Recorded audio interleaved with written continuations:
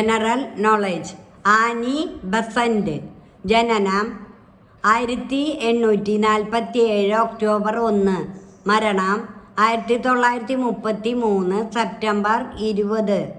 British വനിതയായ Annie Besant മുൻ ജന്മങ്ങളിൽ താനൊരു ഭാരതീയനായിരുന്നുവെന്ന് വിശ്വസിക്കുകയും ഇന്ത്യൻ സ്വാതന്ത്ര്യ സമരത്തിന് നേതൃത്വം നൽകുകയും ചെയ്തു. 1855 ഹേബിയൻ സൊസൈറ്റിയിലും പിന്നീട് മാർക്സിസ്റ്റ് സോഷ്യൽ ഡെമോക്രാറ്റിക് ഫെഡറേഷനിലും അംഗമായി. 1894 ഓൾക്കോട്ട് പഞ്ചമ സ്കൂൾ എന്ന പേരിൽ ഒരു വിദ്യാലയം സ്ഥാപിച്ചു.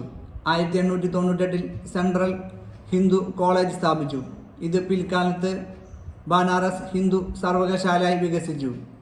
1916 ഹോം റൂൾ പ്രസ്ഥാനം ആരംഭിച്ചു.